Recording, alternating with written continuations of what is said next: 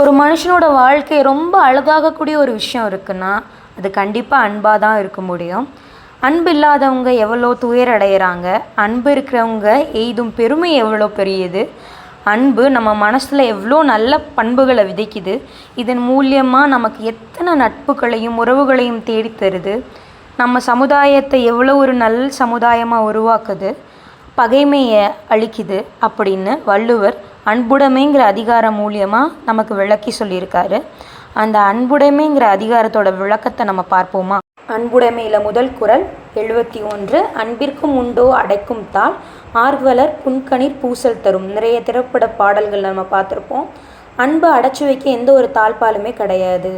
நம்ம அன்பு செய்கிறவங்களுக்கு ஏதாவது ஒன்றுனா நம்ம அறியாமல் கண்ணிலேருந்து வர கண்ணீர் வழியாகவே நம்ம அன்பு வெளிப்பட்டு விடும்.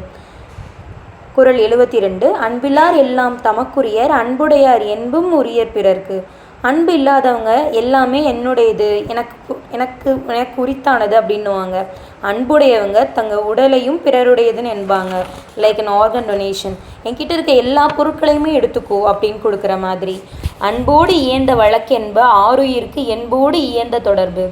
அன்போடு இயந்த வாழ்க்கை தான் உயிரோடு இணையும் உடம்புக்கு ஒப்பாகும். அன்பில்லாத வாழ்க்கை உயிரற்ற உடல் போன்றது தான்.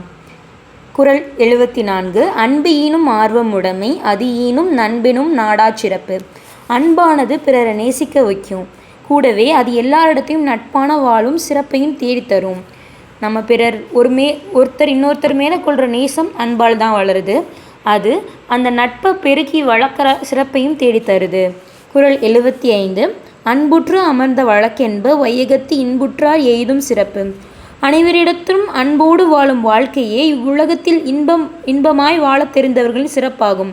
நம்ம பணங்காசு வச்சு நம்ம இன்பமான வாழ்க்கை வாழணும்னு இல்லை, பிறர் மீது அன்பு கொண்டும் இன்பமான வாழ்க்கையை வாழலாம். குறள் 76. அறத்திற்கே அன்புசார் என்ப அறியார், மரத்திற்கும் அஃது துணை. அறத்திற்கு மட்டுமே அன்பு துணை என்று சொல்பவர்களுக்கு வீரத்திற்கும் அன்பு துணை செய்கிறது என்று தெரிவதில்லை. நம்ம நல்லொழுக்கமாக வாழ்கிறதுக்கு மட்டும்தான் அன்பு துணைன்னு யோசிப்பாங்க. ஆனால் அப்படி கிடையாது. ஒருவன் வீரத்தோடு வாழ்வதற்கும் அன்பு அத்தியாவசியமாகிறது. குறள் 77. என்பில்லாதனை வெயில் போல் காயுமோ, அன்பில்லாதனை அறம். எலும்பில்லாத உயிர்கள் வெயில் பட்டா காயும். எலும்பில்லாத உயிர்கள்னால் நம்ம மண்புழு மாதிரின்னு வச்சுக்கோங்களேன். அது வெயிலுக்கு பயந்துக்கிட்டு மண்ணுக்குள்ளே அதனால்தான் ஒழிஞ்சுக்குமோ என்னமோ. அது மாதிரி தான் அன்பில்லாதவங்களுக்கு அறம் துன்புறுத்தும். அன்பில்லாதவங்களை எது துன்புறுத்தும்? அறம் துன்புறுத்தும். குறள் 78. அன்பகத்தில்லா உயர் வாழ்க்கை, வன்பார்க்கன் வற்றல் மரந்தளர் தற்று. அன்பு இல்லாதவங்களோட வாழ்க்கை பாலைவனத்தில் இருக்கிற பட்டமரம் தளிர்ந்தது போன்ற இருக்கும். அன்பில்லாமல் இருக்க வாழ்க்கை பாலைவனத்தில் இருக்க பட்டமரம். நம்ம நார்மலாக இருக்க ஊரில் பட்டமரமே காஞ்சி எவ்வளோ சருகாக போயிடுது. பாலைவனத்தில் இருக்க ஒரு பட்டமரம் எவ்வளோ காஞ்சிருக்கும். அப்படி தான் அன்பில்லாதவங்களுடைய வாழ்க்கை. குறள் 79. புறந்துருப்பெல்லாம் எவன் செய்யும் யாக்கை, அகத்துருப் அன்பில்லாதவர்க்கு. மனதின் உறுப்பாகிய அன்பு இல்லாதவருக்கு உடலில் உள்ள உறுப்புகள் இருந்து என்ன பயன்? மனதிற்கு உண்மையான தேவையான உறுப்பான அன்பு இல்லைன்னா அவங்களுக்கு உடலில் இத்தனை உறுப்புகள் இருந்து என்ன பயன்? குறள் 80. அன்பின் வழியது உயர்நிலை, அஃதில்லார்க்கு என்புதோல் போர்த்த உடம்பு. அன்பு உடையவங்க தான் உயிர் உள்ளவங்க. அன்பில்லாதவங்க எல்லாருமே எலும்பை தோளால் போர்த்திய உடல் மட்டுமே கொண்டிருக்காங்க. அவங்க உடம்புல உயிர் இல்லை.